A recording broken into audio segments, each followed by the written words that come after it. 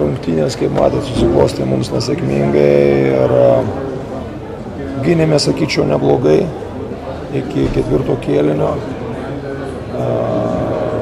Daugiau ir mažiau laikėme savo žaidimo plano ir gale tas vadinamas X faktorius nesustabdėm Dekovo. Nors neblogai ir tvarkėmės ir su Borisu Diak, ir su Batumu, pagal galimybę su Parkeriu, bet šiandien silpnai puolėm ir manau, kad momentais kamuolys nelabai gerai judėjo, iš dalies dėl prancūzų geros gynybos, iš dalies ir mes patys kartais perlaikydavom. Manau, kad per daug klydome ir davėm šansų Prancūzijos komandai pelnyti lengvų taškų.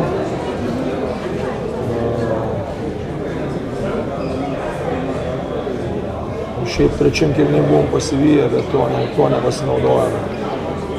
Tiek turbūt apie rungtynes. Songaila šiandien pirmą kartą žaidė starto penkete, bet antroje rungtynių pusėje beveik nebuvo aikštėje. Kodėl? Žinau, kaip pasakyti,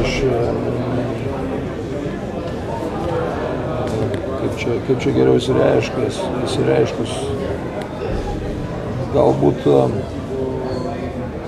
ir buvo klaidingas mano sprendimas, kad neišleidau daugiau Dario žaisti, jis tikrai pradėjo neblogai, bet taip atrodė, kad mintis tokia buvo išplėsti daugiau žaidimą puolime, sudaryti mažikoms įsiveržti ir man taip atrodė, kad su Kšištofu arba su Paulium tai padaryti bus geriau.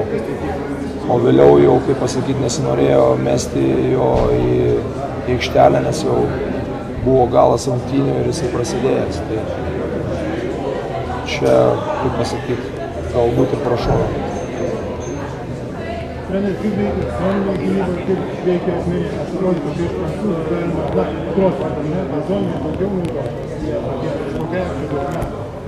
Mes ir jie naudojom, jie gal ne tiek daug, bet, žinote, nebuvo taip, kad mūsų ta asmeninė gynyba būtų labai prasta.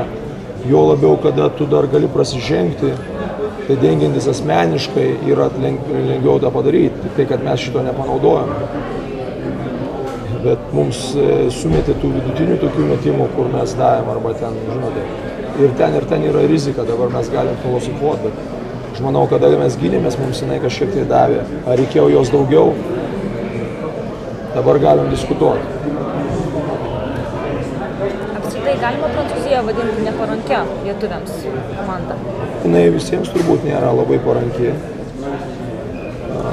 Daug kokybiškų žaidėjų, atletiški, daug vienodo ūgio, kurie galėtų keistis. Ir tam tikrom sudėtim sudaro problemų. Būtent šiai rinktiniai mūsų, kada esam netekę, sakysim, tų savo lengvųjų ir sunkiųjų kraštų. Ar turite kažkokį planą rytoj, ką veiksite iki vakarinės treniruotės? Gal komanda kartu kažką veiks, ar visi atskirai ilsėsis? Žaidėjai ilsėsis, aišku, kad jie užmigti negalės. Todėl jie leisim pamiegoti iš ryto ilgiau. O treneriai dirbs. Yra medžiagos apie Vokietiją ir mes ruošiamės intensyviai rungtynėms su Vokietija. Vakare turėsim treniruotę. Kažkiek tai reikės pajudėti, kad nebūtume sustingę. Kažkiek tai pasiaiškinti, kaip mes ginsime, kaip mes pulsime. Tokia dienotvarkė rytoj. Ačiū Jums. Ačiū.